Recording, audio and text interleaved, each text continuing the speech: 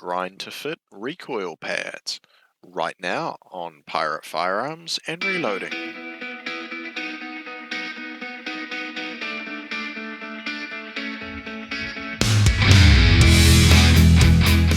Hi everybody, welcome back to Pirate Firearms and Reloading. So first things first, the chamber is clear and the magazine of course is clear as well. So today what I want to talk about is grind to fit recoil pads. This one I'm going to use today happens to be a limb saver. I've used, I believe, the Hogue ones in the past. That was probably the most recent one I've done prior to this one you're about to see here. I can't show you because unfortunately I've now sold that firearm on, but basically they all work the same. So they're a generic recoil pad, and you can see the pattern there on the card. They're designed to be ground to fit. Now, it's very important when you use these things you don't use a normal screwdriver. This screwdriver I'm about to show you here is of a reduced diameter, so the shaft is smaller. This is specifically designed for recoil pads. This one happens to be from Wheeler Engineering. So what we're going to do to start with is take the old recoil pad off.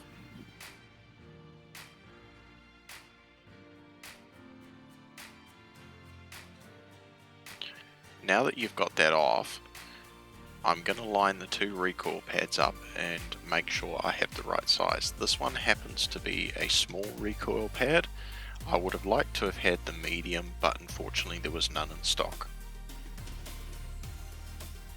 As you can see, it should grind down quite nicely. So what I'm going to do to start with is take one screw and put it into the recoil pad, remembering to lubricate the bit of your screwdriver so you don't distort or tear the recoil pad. Soap works fine, so does spit. Insert the screw into the recoil pad, and then I'm going to attach it to the stock.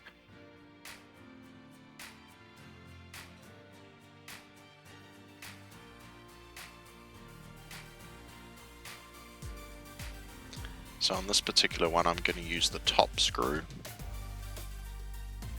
and as you can see the bottom only just overlaps the bottom of the stock. Like I said, I'd prefer to have the medium one, but that's all that was in stock. So now that I've got it fitted up, I'm going to take a trusty mechanical pencil. You can use a Sharpie, anything like that, just be careful not to mark the actual stock itself. And I'm just tracing around the stock to give me a rough line to work with to start. This doesn't have to be the final line, but it gives me something to work to while I get rid of the bulk of the material.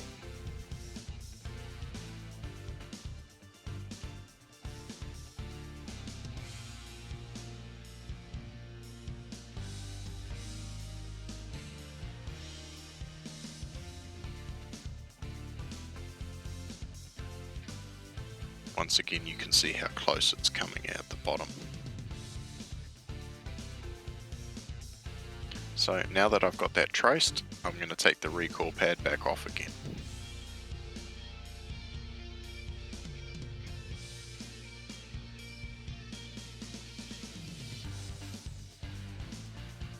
So now you can see the pencil traced line on the recoil pad.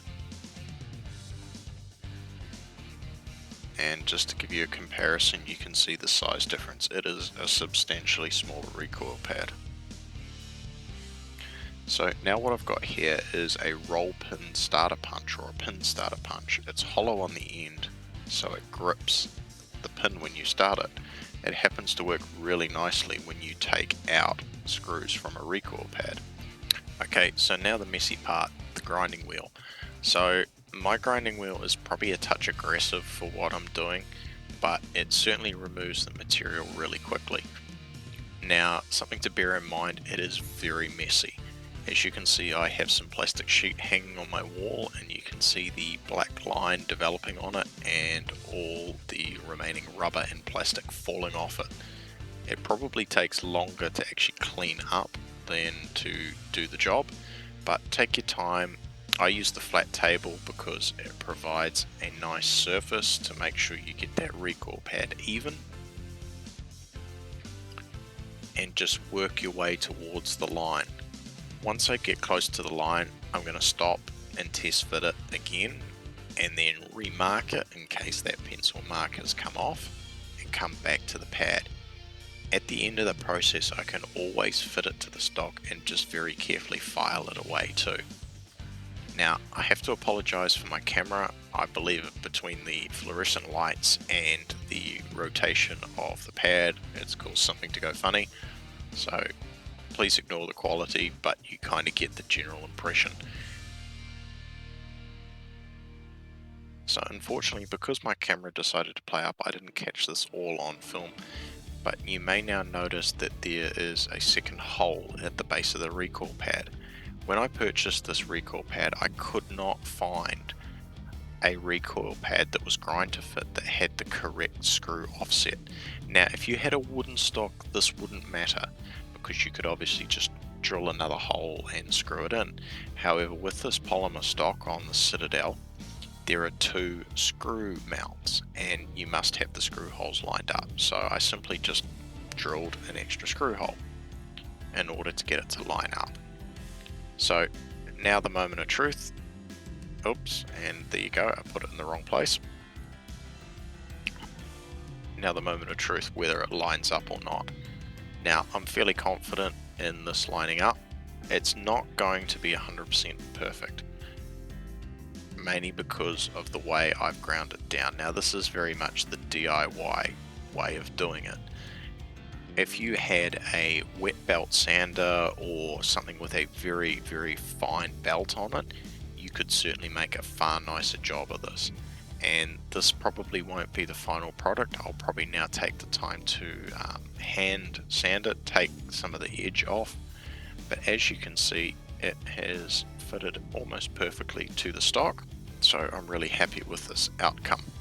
Now, in reality, if I was shooting the 357 version of this rifle, I probably wouldn't be worried about the recoil pad, but when you're shooting 44 Magnum from a bench or in the prone position, that recoil pad that comes factory is pretty aggressive. This limb saver is super soft, and they claim that it reduces up to 70% of the felt recoil, and it's going to improve my overall comfort during shooting.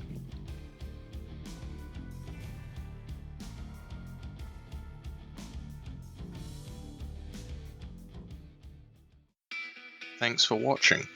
Don't forget to like, share and subscribe. I release new videos every Friday, so hit that notifications bell so you don't miss out on anything. See you in the next one.